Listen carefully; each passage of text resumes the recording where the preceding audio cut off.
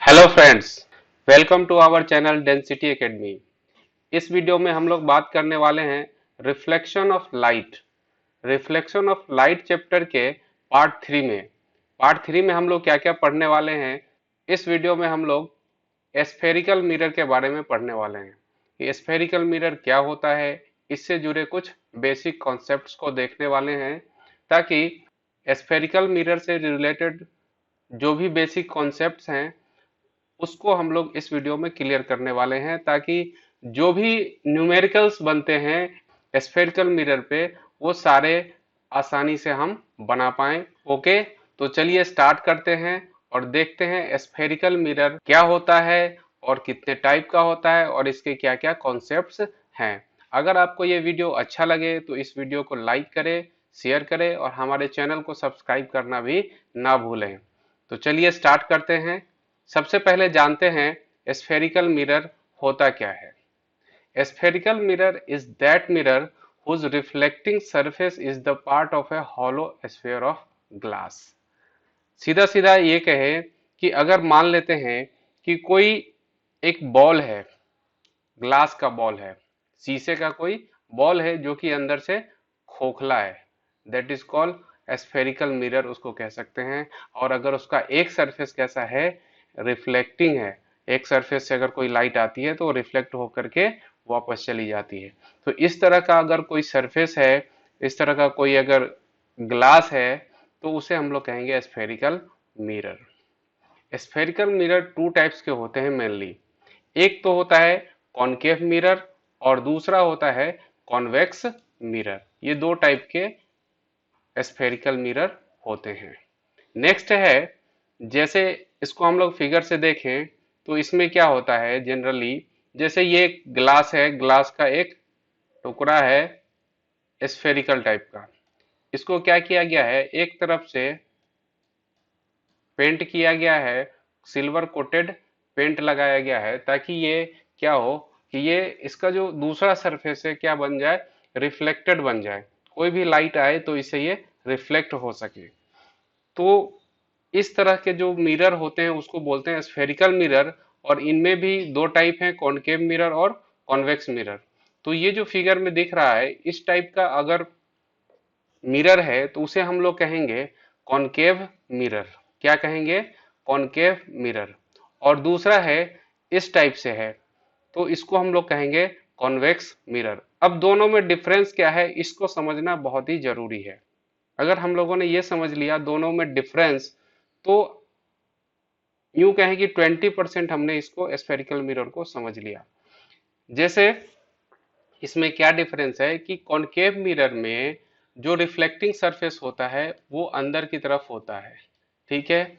और जो convex mirror है इसके अंदर, कॉन्वेक्स मिरर में रिफ्लेक्टिंग सरफेस जो होता है वो बाहर की तरफ उठा हुआ होता है।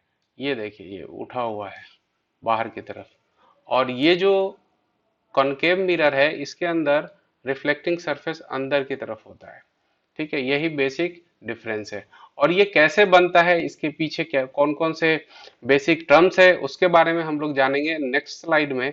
तो चलते हैं हम लोग आगे नेक्स्ट स्लाइड की तरफ।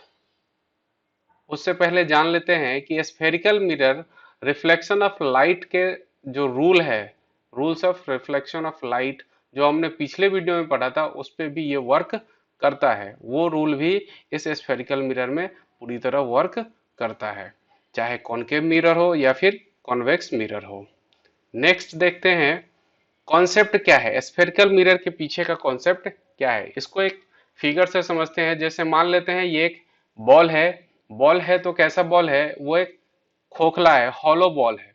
अगर हम इसको यहां से काट देते हैं, हॉलो ग्लास का स्फेरिकल बॉल है, जिसको अगर हम यहां से काट देंगे तो एक इस तरह का कुछ कर्वेचर बनेगा। क्या बनेगा?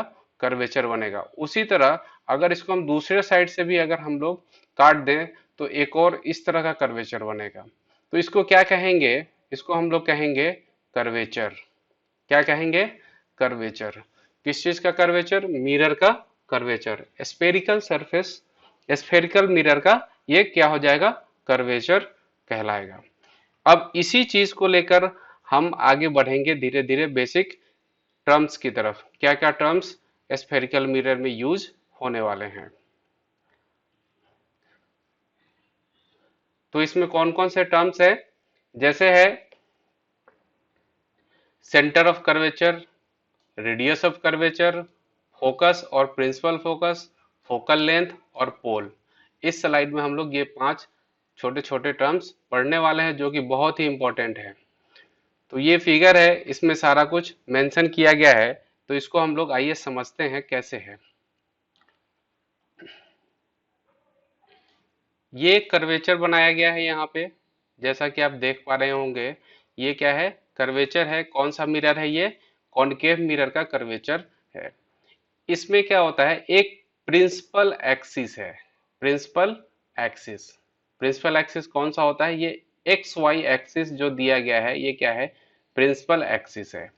प्रिंसिपल एक्सिस, अब इसमें ये जो प्रिंसिपल एक्सिस है, इस कर्वेचर को, जो इस जो ये कॉनकेव मिरर का कर्वेचर है, एम पॉइंट से लेकर एम डैश पॉइंट तक, इसको बिल्कुल मिडिल में, इसका जो लेंथ है इसके बिल्कुल मिडिल में यहाँ पे कट कर रहा है, इंटरसेक्ट कर रहा है। ये जो इंटरसेक्शन पॉइंट है इसको हम लोग कहते हैं पोल। जो कर्वेचर होता है मिरर का, उसके सेंटर पॉइंट पे ये प्रिंसिपल एक्सिस उसको क्या करता है, इंटरसेक्ट करता है। इस इंटरसेक्शन पॉइंट को हम लोग कहते हैं पोल, जो कि ये 5वां नंबर पॉइंट है। ठीक है, अब ये पोल की बात हो गई। अब देखते हैं centre of curvature. Centre of curvature क्या होता है, जो भी कर्वेचर है वो कहां से बना था, आपको याद होगा पिछली स्लाइड में हमने देखा था कि वो बना था एक हॉलो स्फेरिकल ग्लास से, जिसका अगर हॉलो है तो उसका कहीं ना कहीं तो सेंटर होगा मिडिल में। अगर ये सेंटर है, जो उस कर्वेचर का अगर ये सेंटर है, तो इस सेंटर को हम लोग कहेंगे सेंटर ऑफ कर्वेचर। कर्वेचर के सेंटर को ही हम लोग कहेंगे सेंटर ऑफ कर्वेचर, और इसको कैपिटल सी से डिनोट करते हैं। ओके, पोल हो गया, सेंटर ऑफ कर्वेचर हो गया, इसके बाद प्रिंसिपल एक्सिस भी हो गया। ठीक है, प्रिंसिपल एक्सिस हो गया। ठीक है, अब हम लोग देखते हैं कि रेडियस क्या होता है, रेडियस ऑफ कर्वेचर क्या होता है। जैसा कि सर्कल वाले चैप्टर में आप लोगों ने पढ़ा होगा, रेडियस क्या होता है, तो सेंटर और कर्वेचर के बीच का जो डिस्टेंस होता है दैट इज कॉल्ड रेडियस, और वो भी यहाँ पे डिनोट किया गया है। जैसे इस सेंटर ऑफ कर्वेचर और पोल, या फिर ऐसे कह सकते हैं इस कर्वेचर के बीच में जो डिस्टेंस होगा उसको हम लोग कहेंगे radius of curvature. That is वो यहाँ पे डिनोट किया गया है कैपिटल आर से। ये यहाँ पे रेडियस ऑफ कर्वेचर को डिनोट किया गया है। ये यहाँ से और यहाँ से, इन दोनों के बीच का जो डिस्टेंस है इसको हम लोग कहेंगे रेडियस ऑफ कर्वेचर। तो हमने पढ़ लिया centre of curvature, radius of curvature भी देख लिया, पोल भी देख लिया। अब हम लोग जानते हैं फोकस क्या होता है।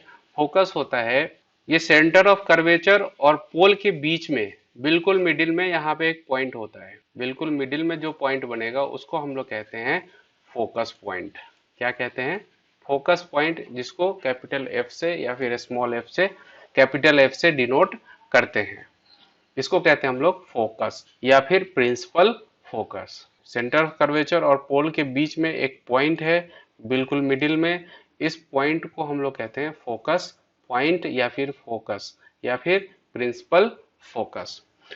अब बात करते हैं फोकल लेंथ की। तो फोकल लेंथ क्या होता है, ये होता है फोकस पॉइंट और इस पोल के बीच में जो डिस्टेंस होता है इसको हम लोग कहते हैं फोकल लेंथ, जिसको हम लोग स्मॉल एफ से डिनोट करते हैं। ये कुछ बेसिक इंपॉर्टेंट टर्म्स है जो हमें याद रखने हैं स्फेरिकल मिरर में, और ये बेसिक बेसिक टर्म्स हैं, इसके बिना हमारा काम नहीं चल सकता है इस चैप्टर में। तो चलिए देखते हैं नेक्स्ट क्या है। अब इसे रिफ्लेक्टिंग सरफेस और silver coated paint. Concave mirror में ये दिखाया गया है कि कौन सा मिरर है, कॉनकेव मिरर के ये सारे पॉइंट्स हमने क्लियर कर लिए।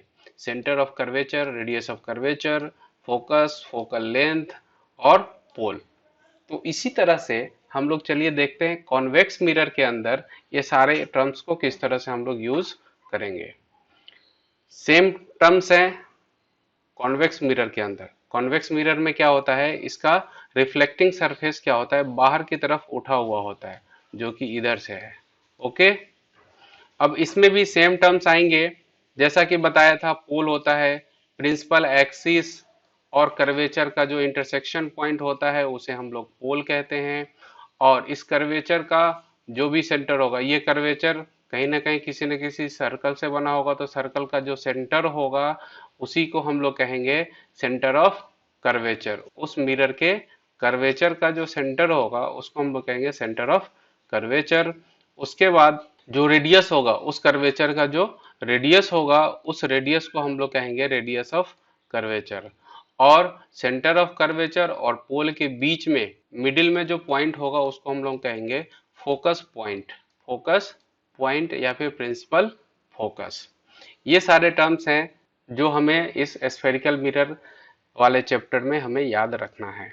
अब आगे हम लोग देखते हैं कि ये कॉन्वेक्स मिरर किस तरह का दिखता है या किस तरह का इसका हम लोग इमेज बनाते हैं। तो कॉन्वेक्स मिरर के अंदर क्या है कि इसका जो रिफ्लेक्टिंग सरफेस है वो उठा हुआ होता है बाहर की तरफ, और इसका जो सिल्वर कोटेड पेंट होता है वो अंदर की तरफ पेंट किया हुआ होता है इस तरफ से। जैसा कि यहाँ लिखा हुआ है, reflection of light takes place at convex surface. Convex surface से रिफ्लेक्शन होता है, that is called convex mirror. Okay, तो चलते हैं हम लोग आगे नेक्स्ट स्लाइड की तरफ। नेक्स्ट स्लाइड में क्या दिया गया है, जो भी चीजें हमने पढ़ी अभी तक उस सारे का ये डिफिनीशन दिया गया है। चाहे तो आप लोग इसका स्क्रीनशॉट ले सकते हैं अपने नोट्स बनाने के लिए या फिर पढ़ने के लिए, याद करने के लिए। जो कुछ भी मैंने बताया, centre of curvature, radius of curvature, pole, principal axis या फिर अपर्चर ऑफ मिरर या फिर कर्वेचर क्या होता है, इन सब का डिफिनीशन इस स्लाइड में बताया गया है। इसके आगे हम लोग जानेंगे प्रिंसिपल फोकस और फोकल लेंथ से जुड़ी एक प्रॉपर्टी जो हमें हमेशा के लिए याद रखना है। अगर आपको ये वीडियो अच्छा लग रहा है, इंफॉर्मेटिव लग रहा है, तो इस वीडियो को लाइक करना ना भूलें, सब्सक्राइब करें हमारे चैनल को। चलिए आगे देखते हैं principal focus and focal length of a concave mirror के बारे में कुछ बेसिक नॉलेज। कुछ प्रॉपर्टी होती है फोकस का, फोकल लेंथ का, उसके बारे में हम लोग इस स्लाइड में देखेंगे। Principal focus and focal length of a concave mirror. Concave mirror के फोकस लेंथ, फोकल लेंथ और प्रिंसिपल फोकस के बारे में इस स्लाइड में हम लोग पढ़ेंगे। सबसे पहले जानते हैं कि क्या होता है प्रिंसिपल फोकस का property. Principal focus of a concave mirror is a point on its principal axis.